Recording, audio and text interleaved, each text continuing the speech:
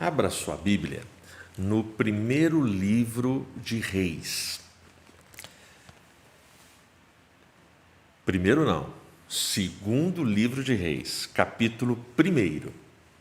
Eu vou ler de 1 a 4. Abriu aí? Ou o seu aplicativo, segundo livro de Reis, capítulo 1. Esse está certo, de 1 a 4. Em nome de Jesus. Diz assim o texto bíblico. Então, Moabe se rebelou contra Israel depois da morte de Acabe. E Acasias caiu através de uma grade na sua câmara superior que ficava em Samaria. E ficou enfermo. E ele enviou mensageiros e disse-lhes: Ide, consultai Baal-Zebubi, o deus de Ecrom, se eu me recuperarei desta enfermidade. Todavia, o anjo do Senhor disse a Elias, o tisbita: Levanta-te e sobe para se encontrar com os mensageiros do rei de Samaria, e diz a eles: Porventura, não há um Deus em Israel para irdes consultar Baal-Zebubi, o deus Ecrom? Agora, portanto, assim diz o Senhor: Tu não descerás daquela cama na qual subiste, mas certamente morrerás. E Elias partiu. Feche seus olhos para a gente orar. Senhor, muito obrigado por esse momento. Glória, honra e louvor ao teu nome. Obrigado pela leitura da tua palavra. Obrigado, Senhor, pelos ensinos que estão contidos nesse texto. Em nome de Jesus eu te peço graça, misericórdia, a tua ajuda, para que a gente possa extrair alguns ensinamentos que nos tragam orientação, edificação, exortação, enfim, ensino e alimento para a nossa caminhada, para a nossa fé. Fica conosco. Em nome de Jesus eu oro. Amém. Contexto desses 4 versos, para a gente entender o que está acontecendo no primeiro capítulo do segundo livro de Reis.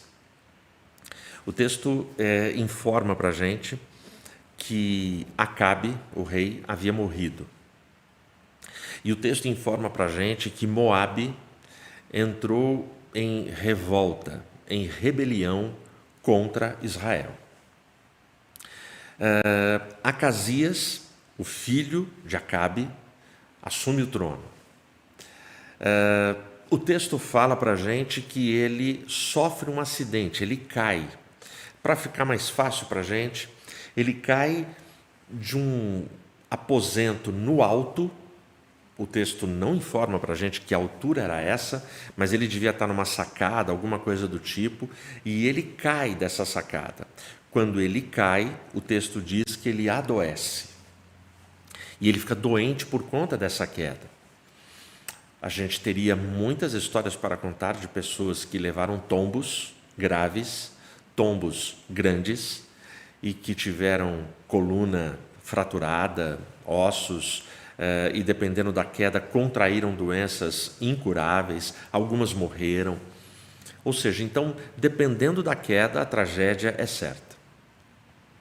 Diante da enfermidade que ele contraiu por conta da queda, e a enfermidade não sara, ele chama mensageiros e diz para esses mensageiros irem fazer uma consulta para o deus Ecrom. E a consulta era para falar com Baal-Zebubi. Zebubi chega a ser um nome patético, né? No original, o texto original, eu acho que é mais engraçado ainda, é Baal-Zebul, né? Mas alguém colocou Zebubi, na maioria das traduções está Baal-Zebubi, para falar com Deus Ecrom, e a ideia, ele não mandou os mensageiros para que solicitassem a cura da enfermidade a este Deus, era simplesmente para perguntar a esse Deus: essa enfermidade até quando vai? Eu serei curado ou não serei curado? Bom, portanto, logo no início aqui do texto, a gente já entende a quem o rei que herdou o trono de Acabe dava ouvidos. Ele dava ouvidos ao deus Ecrom. Isso é importante para a gente perceber os movimentos aqui no capítulo 1. Os mensageiros vão. Elias é avisado por um anjo. Elias sai do seu lugar, vai, ele intercepta esses mensageiros e ele olha para esses mensageiros e fala: por acaso não existe Deus em Israel para que seja consultado Baal-zebub para falar com Deus Ecrom sobre a enfermidade do rei? Bom, diga ao rei, por causa disso, ele não descerá mais da cama que ele subiu e ele vai morrer. Elias dá o recado, que foi dado pelo anjo para ele, portanto é palavra do Senhor. Elias é homem de Deus, Elias é profeta de Deus, e o versículo 4, ele é assim, econômico, ele é duro, ele é objetivo. Elias fala o que Deus falou, e o texto diz que Elias pegou e partiu. Os mensageiros, a partir daí, eles vão voltar. Então, vamos lá. Agora que você tem todo esse contexto do que está acontecendo, a gente tem naquela época o rei que assume aqui, o filho de Acabe, que o texto passa para a gente, Acasias. Ele, quando a gente lê os textos bíblicos sobre os reis de Israel, ele foi tão ruim quanto o seu pai Acabe. Não esquece de quem é Acabe, Acabe e Jezabel. Elias combateu contra esses caras. Então, nós estamos numa época da história de Israel, numa época, deixa eu usar uma palavra popular e uma palavra que vai deixar claro para você, para eu não ficar rebuscando demais aqui. Numa época desgraçada. Nós estamos vivendo numa época onde a herança que fica depois de Salomão, o fim da vida dele é um negócio tão catastrófico. Salomão, ele consegue deixar o povo com uma guerra civil, o reino se divide, e a partir daí é só lambança. E no reino de Israel, porque quando você pensa no reino de Judá, vão se alternando reis que fazem aquilo que é reto aos olhos do Senhor e reis que não fazem o que é reto aos olhos do Senhor. Porém, em Israel, nenhum rei salva. Todos os reis foram ruins a partir da queda de Salomão. Então, Acabe e Jezabel foram péssimos governantes para o povo. E aí entra Acasias, que é tão ruim quanto foi o seu pai. Esse cara, ele está naquele contexto, é um contexto de opressão, é um contexto, de muita desobediência, de muita idolatria. Então, eu queria que você prestasse atenção em algumas coisas. Esses 4 versículos, de forma bem resumida, eles passam para a gente um conteúdo, como as coisas acontecem quando se dá ouvidos a deuses estranhos e falsos. Então, por exemplo, nesses 4 versículos eu tenho a morte de Acabe, eu tenho a queda do filho de Acabe. Ele está no palácio, ele está em Samaria, ele está tranquilo, ou pensa que está tranquilo, e ele sofre uma queda de uma altura que a gente não sabe, mas foi o suficiente para lhe causar uma doença. Então, luto pelo pai, queda, doença incurável. E aí ele vai consultar deuses falsos. E aí a sentença para ele, morte. Tudo isso tem a ver também com uma sequência trágica, que é indiferença. Toda a Bíblia não fala que esse filho chorou a morte do pai. Então, indiferença, desobediência, omissão, idolatria. Ou seja, tudo isso vai culminando para a morte desse rei. E ele quer dar ouvidos ao que pensa o Deus Ecrom. Agora, mais um detalhe aqui nesses 4 versos que é importante. O que significa Deus Ecrom ali no hebraico? Significa Senhor das moscas.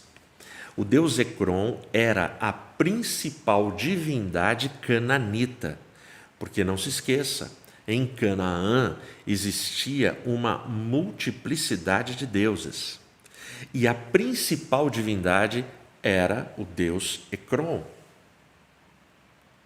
E quando Deus forma o seu povo a partir da chamada de Abraão, e quando chega em Êxodo 20, quando Deus vai definir os 10 mandamentos, ele já começa com: não terás outros deuses diante de mim. Ou seja, o Deus de Israel é diferente dos deuses de todas as demais nações. E a nação de Israel deveria ser diferente de todas as demais nações. Agora, o que é que Acasias fez? Acasias, você vai perceber aqui ao longo do texto, Acasias sabe que existe o Deus de Israel. Acasias sabe todas as lambanças, todas as batalhas, todas as coisas que aconteceram entre o seu pai, Acabe e Jezabel, nos conflitos e nos confrontos com o grande profeta Elias. Ele sabe, ele ouviu falar, ele cresceu naquela casa. Mas ele faz a troca. Você sabe que o Deus de Israel, o Senhor, o eu sou o que sou, eu serei o que serei, o Senhor que é o Deus Jeová, Jeová Rafá, Jeová Nissi, Jeová Jirê, o Deus que sara, o Deus que cura, o Deus que livra, o Deus que abençoa. Você sabe que Ele é o Senhor dos exércitos, Ele é o Senhor dos senhores, Ele é o Todo-Poderoso, Ele é o nosso general. Você sabe muitos significados tremendos que tentam explicar a grandeza, a suficiência, a magnitude do Deus de Israel. Acasias também sabia, mas ele faz a troca. Ele prefere consultar e ouvir o Senhor das moscas. Mosca, quando você pensa em mosca, você pensa no quê? Você pensa num inseto nojento, chato, que fica ali, sabe, sobrevoando em cima de carcaça, de animal morto, onde tem, sabe, coisa mal cheirosa, azeda, que apodreceu. As moscas chegam. Você sabe que mosca é algo que vai te incomodar, vai te picar, você fica irritado. Moscas. Então, o Deus Ecrom é o Deus das moscas, e Acasias faz essa troca. Uma observação: essa troca tem sido feita desde quando o pecado entrou no mundo, desde quando os nossos primeiros pais, o primeiro casal, deu ouvidos à voz da serpente. A qual voz você vai dar ouvidos? A qual palavra você vai dar ouvidos? Então, desde aquele momento, a troca foi feita. Deus proporcionou um jardim de delícias, um jardim com vida eterna. Mas o primeiro casal fez a opção da morte, fez a opção pelo discurso do Senhor das moscas, Satanás. E essa troca vem sendo feita a cada geração. Olha para a nossa geração, olha para a geração atual. Deus continua, através da sua palavra, ofertando o melhor, oferecendo o melhor, dando um plano incomparável de resgate, de cura, de salvação e de vida eterna. Mas observe que este homem, nesta geração, um homem impenitente, um homem totalmente afrontoso, ofensivo. Ele faz a escolha pelos seus deuses Ecrons, senhores das moscas. Incrível. Incrível o que a gente assiste aqui na abertura do segundo livro de Reis. Incrível olhar para Acasias e Acasias fazer esta opção. Então eu quero fazer algumas afirmações aqui para você.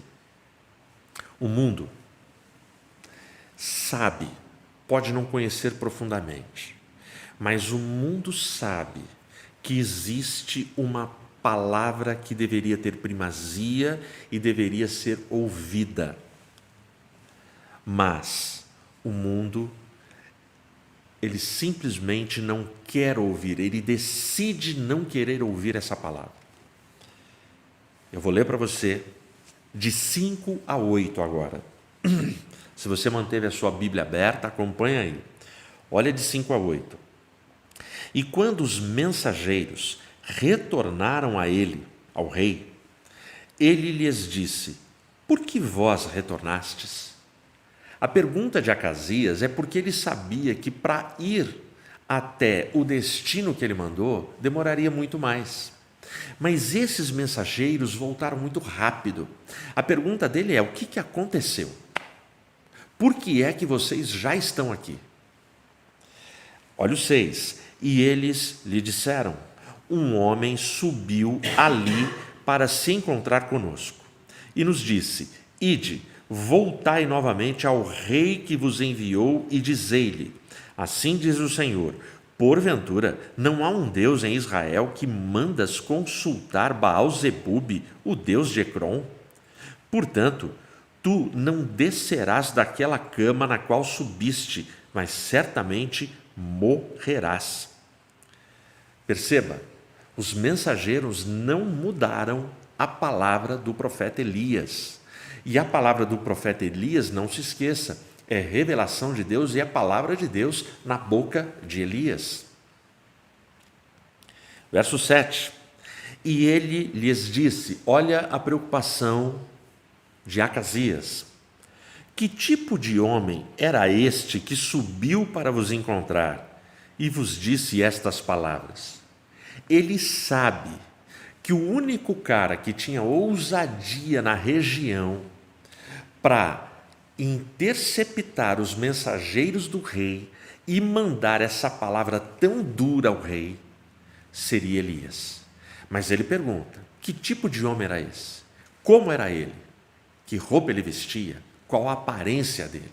Na verdade, é isso que ele está perguntando. Porque esses homens não tiveram tempo de se relacionar com Elias para entender a psicologia de Elias, os jeitos, os hábitos. Então, olha a resposta aqui no versículo 8. E eles lhes responderam: ele era um homem peludo e cingido com um cinto de couro nos lombos. E ele disse: é Elias, o tisbita. Ele não teve dúvida. Bom, vamos lá. A minha tradução fala: ele era um homem peludo. Não, Elias podia ser peludo, cabeludo, tudo isso.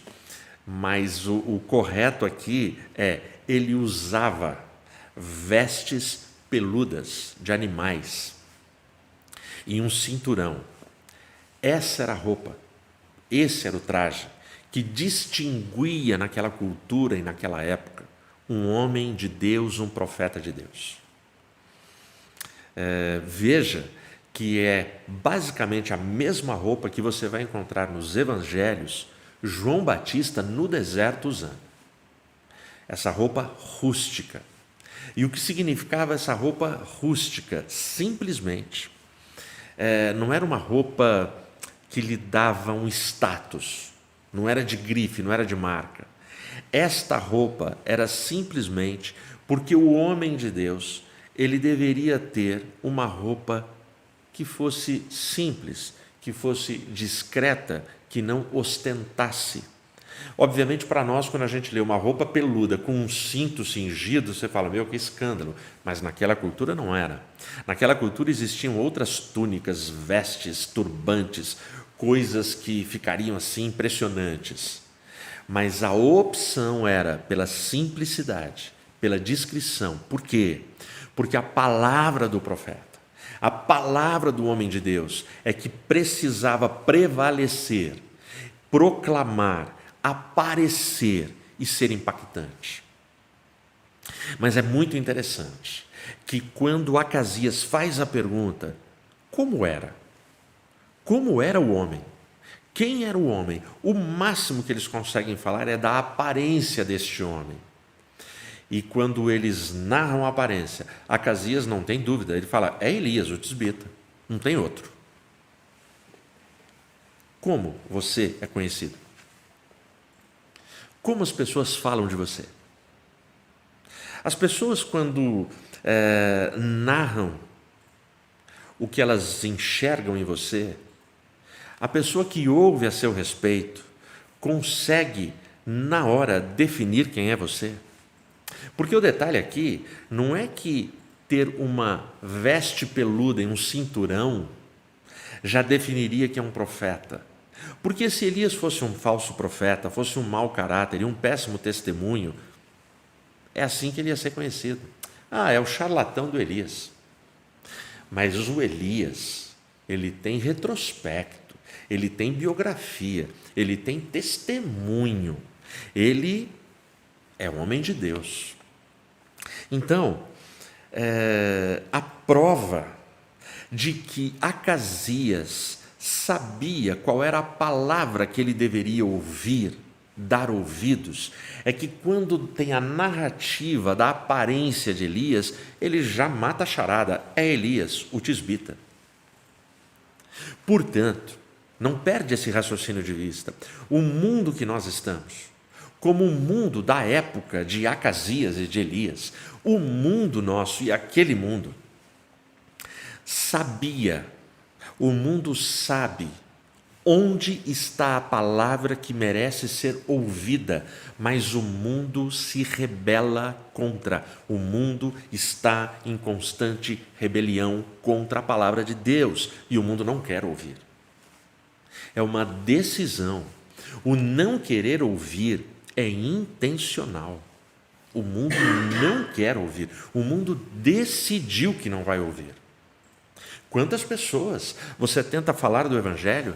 Quantas pessoas você tenta se aproximar? Quantas pessoas você ora por elas? Você quer poder falar. E quando você fala, às vezes, você recebe como retorno simplesmente uma palavra ofensiva, agressiva e um cala tua boca, não me interessa. E você chora, e você lamenta. Mas o texto vai mostrar para a gente que não é simplesmente que o mundo não quer ouvir. O mundo sabe, tem conhecimento. Ele pode não conhecer profundamente, às vezes nem superficialmente a palavra, mas o mundo sabe que existe um povo que representa, que pode falar desta palavra. Mas o mundo, além de não querer ouvir, o mundo quer perseguir a palavra. Então eu vou ler para você agora os versículos 9 e 10. Olha só. Então, o rei enviou a ele um capitão de 50 com os seus 50. E subiu até ele, e eis que ele se assentava sobre o cume de um outeiro. E falou-lhe: a ti, homem de Deus, o rei disse: desce. E Elias respondeu e disse ao capitão dos 50: se eu for um homem de Deus, então que desça fogo do céu e consuma a ti e aos teus 50. E desceu ali fogo do céu e consumiu a ele e aos 50. Você está entendendo o que está acontecendo aqui? Acabe ficou irado. Acabe é um rei idólatra, um rei que conhece onde tem a palavra que merece ser ouvida. Acasias sabe do que o seu pai e a sua mãe fizeram em Israel, de todos os estragos. Acasias sabe de tudo isso, mas ele faz a opção de continuar sendo um rei idólatra, um rei orgulhoso, um rei que não tem temor a Deus, um rei que acha que ele é autossuficiente, ele pode mandar nos seus caminhos. E aí, o que acontece? Eu lembro da triste história do Titanic, quando os caras, na viagem inaugural, que foi única, quando os caras dizem, esse aqui nem Deus afunda. E olha, não tinha ondas bravias, maremoto, tornado, nada. Era uma noite de águas calmas, luar, tranquilidade, e foi simplesmente relaxo. Os caras relaxaram, e aí tromba num iceberg. E já era. Então, aqui nós temos um cara autossuficiente, um cara desobediente, um cara idólatra. E aí quando chegam os mensageiros de volta e falam, um homem apareceu no caminho e mandou dizer o seguinte, ele fica irado, ele agora quer se vingar de Elias, e aí ele manda para trazer Elias, nem que fosse à força, um capitão de 50, portanto 51 homens. Este cara chega e se dirige ao homem de Deus assim, você é homem de Deus. E note, eles têm que subir a Elias. Elias está no cume do outeiro, Elias está no alto em relação à posição de Samaria. Elias está em comunhão com o seu Deus. E eles chegam e falam, homem de Deus, o rei mandou te chamar, desce. A resposta de Elias Elias olha para ele e simplesmente grita lá de cima, se eu sou o homem de Deus, você que está falando, olha a frase de Elias, se eu sou o homem de Deus, então que desça fogo do céu agora e consuma você e os 50. E o texto termina dizendo que desceu fogo do céu e consumiu aqueles 51 homens. Ou seja, não é só que o mundo não quer ouvir, o mundo também vai perseguir. Você tem ouvido falar da perseguição aos cristãos no mundo inteiro. Você tem a perseguição física, nos países onde o evangelho é proibido, onde o que predomina são outras religiões e outros credos, porque não se esqueça, em países cristãos existe a liberdade de culto, pode ter todas as correntes religiosas e filosóficas, a gente convive, a gente vive, a gente se respeita, pelo menos deveria ser assim. Mas o Acasias, ele manda um agrupamento de 51 homens para pegar um. Eu acho que ele se esqueceu do que aconteceu no primeiro livro de Reis, capítulo 18. Chega a ser irônico e até engraçado. Elias, ele era especialista em orar, Senhor, manda fogo do céu. E Elias aqui nem mudou o expediente dele. Elias aqui faz uma oração. Se eu sou homem de Deus, que desça fogo do céu agora e consuma você e os 50. E desceu fogo do céu na hora e acabou com eles. Eu não sei você, eu ficaria atemorizado ao ouvir um relato desse. Mas não Acasias. Não esse mundo que a gente vive. Esse mundo que a gente vive está em rebelião contra Deus. Presta atenção. Então, este mundo sabe onde tem palavra que merece ser ouvida. Mas esse mundo não quer ouvir. E, para piorar, quer perseguir. Para piorar, esse mundo quer destruir. Presta atenção agora. A sequência, os versículos 11 e 12. Novamente, ele lhe enviou um outro capitão de 50 com os seus 50. E ele lhe respondeu dizendo, homem de Deus, assim disse o rei, desce depressa. E Elias respondeu e disse a eles, se eu for um homem de Deus, então que desça fogo do céu e consuma a ti e aos teus 50. E o fogo de Deus desceu do céu e consumiu a ele e aos 50. Anotou aí? Mais 51 homens. Já morreu nessa narrativa 102 homens. Por que eu estou falando que quer destruir?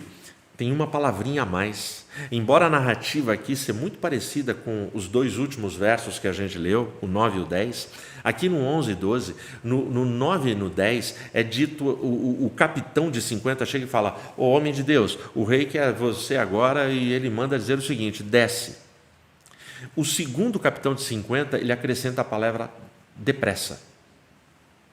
Desce depressa. Ou seja, a ira do rei aumentou, a arrogância do rei aumentou, o sentimento que ele tem de que ele é todo-poderoso aumentou, e a ameaça ao homem de Deus aumentou. Desce depressa, porque senão...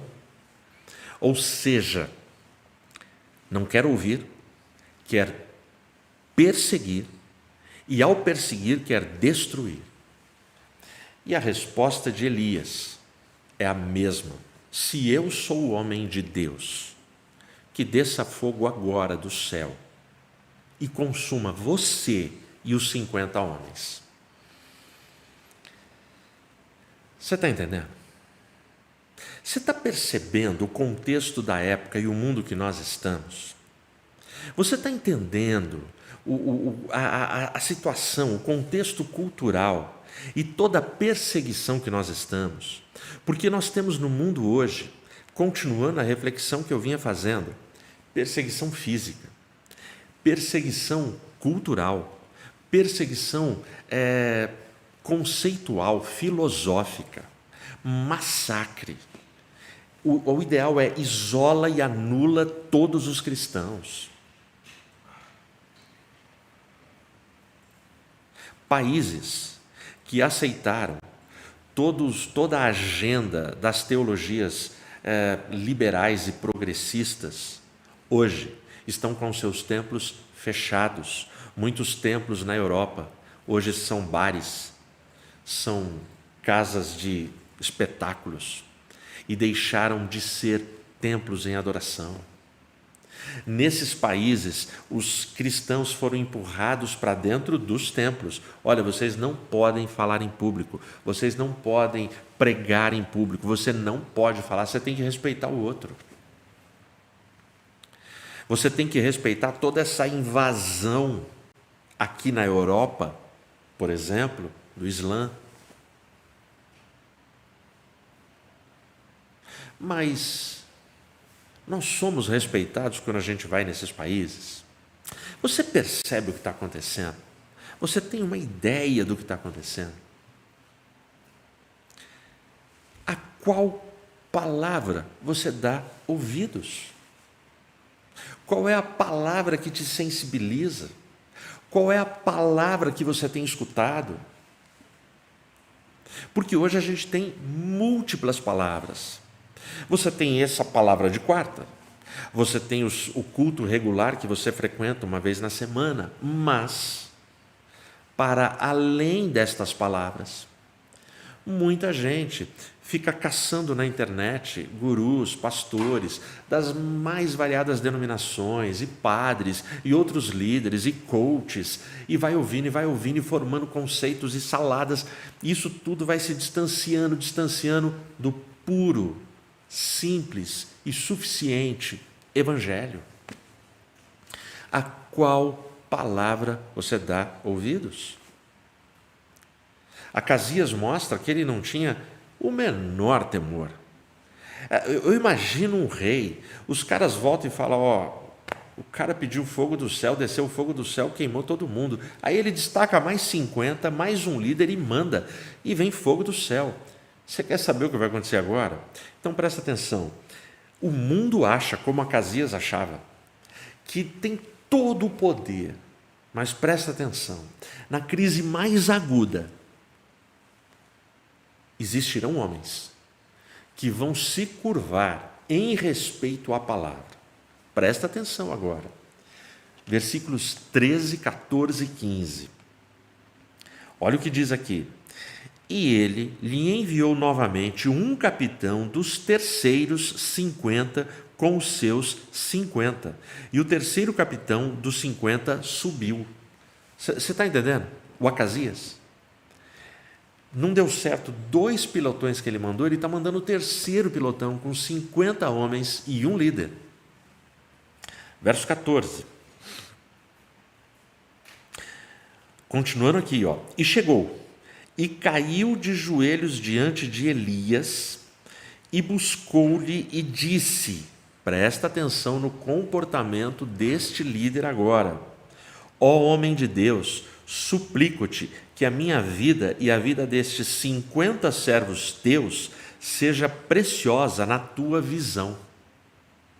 Eis que desceu ali fogo do céu e queimou os 2 capitães, anteriores de 50, com os seus 50.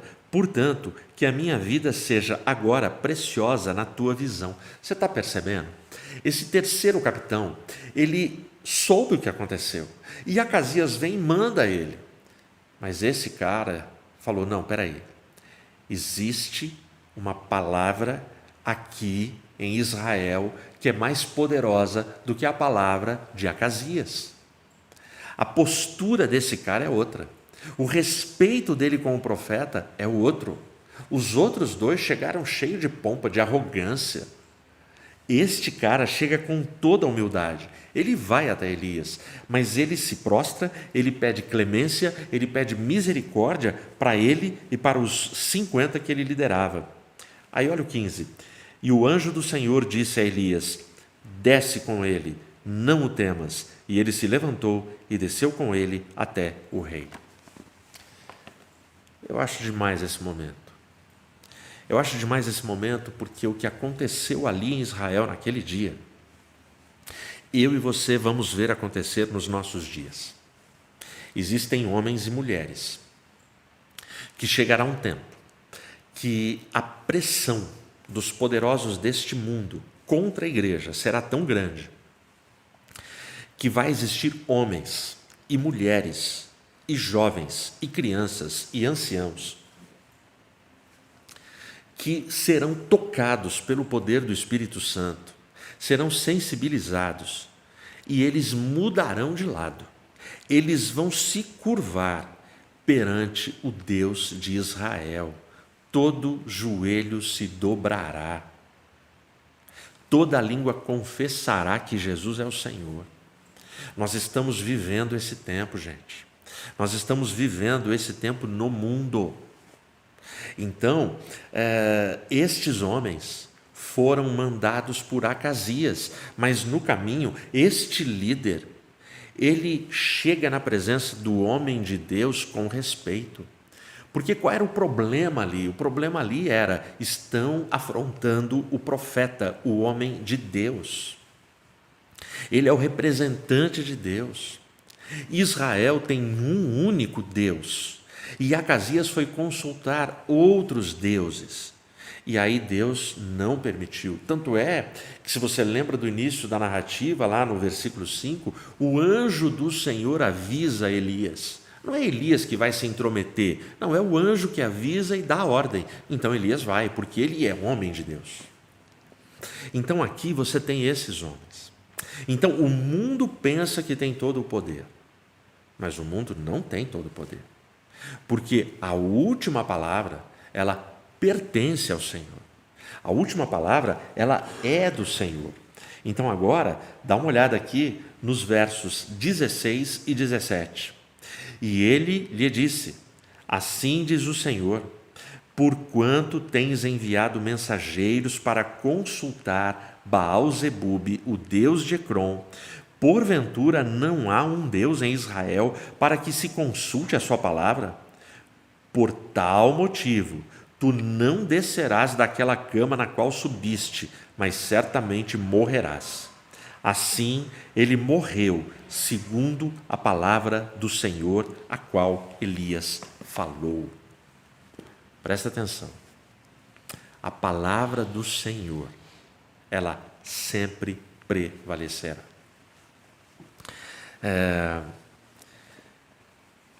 Elias, ele não teve medo de confrontar e de enfrentar o maior poder naquele momento. Ele já tinha sido ameaçado e perseguido pelos pais de Acasias. Acabe e Jezabel. Agora ele está diante de Acasias. E o anjo do Senhor fala para ele: pode ir, vai tranquilo que eu te protejo.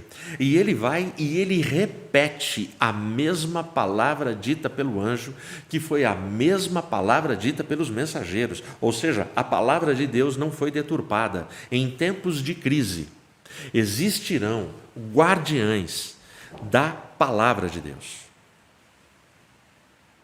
Existirão pessoas que vão velar, proteger, honrar e ser fiéis à palavra revelada de Deus. Algumas lições para a gente aqui. Algumas lições assim fundamentais para a nossa caminhada. Você pode evitar a palavra, mas você não pode impedir a palavra. O verso 17 é muito claro. E assim, Acasias morreu segundo a palavra de Deus, dita através de Elias. Ou seja, ele evitou a palavra. Quando ele chama os mensageiros para dar ouvidos ao Deus Ecrom, ele está evitando ouvir a palavra de Deus. Mas as pessoas podem evitar nessa geração, mas elas nunca terão poder para impedir a palavra de Deus. Então, dá para evitar? Dá, se você quiser evitar. Eu cansei da palavra. Cansei da palavra, está chato, é sempre a mesma coisa, esse livro é antigo, esse livro não muda. Eu até tenho algumas opções de igrejas que já pensam em mudar a Bíblia, atualizar a Bíblia, só usar as passagens que se adaptam à nossa necessidade e desprezar o resto das passagens. Tem muitas, viu? Deixa eu te falar, tem muitas igrejas. Elas estão se multiplicando e pipocando ao redor do mundo. Então você pode evitar a palavra, você pode evitar o desconforto da palavra, você pode evitar as coisas que você não gosta da palavra, mas deixa eu te alertar, você não tem poder para impedir a palavra. A palavra de Deus vai se cumprir. Glória a Deus por isso. Você está entendendo? Outra lição para a gente. A outra lição que eu enxergo aqui é que você não pode estabelecer padrões e ficar achando que dá para ter receitas diante de tudo que a gente está assistindo. Por que eu estou te dizendo isso? Então, aqui, no primeiro capítulo de 2 Reis, Elias, por 2 vezes, se eu sou homem de Deus, que desça fogo do céu, e fogo do céu desceu. Mas quando a gente chega no Evangelho de Lucas, capítulo 9, de 51 a 56, Jesus está perto da sua ascensão e ele dá uma ordem para os discípulos para prepararem um lugar para ele. E os discípulos vão na aldeia dos samaritanos e Jesus está indo para Jerusalém. O texto diz que os samaritanos percebem no rosto dele que eles estão indo e olhando, estão com os olhos fixos em Jerusalém e vão para Jerusalém. Então eles não são bem recebidos ali na aldeia dos samaritanos. Não se esqueça, samaritanos e judeus tinham uma rincha histórica. Aí, 2 dos discípulos de Jesus, nessa passagem, vira para Jesus e fala assim: mestre, nós não fomos bem recebidos. Quer que a gente clame para descer fogo do céu para os consumir, como fez o profeta Elias? Eles citam este capítulo de 2 Reis. Aí Jesus diz assim: não, calma, vocês não sabem de que espírito vocês são. O Filho do Homem não veio para destruir a vida, mas ele veio para salvar as almas, para salvar o homem perdido. Bom, então vamos entender.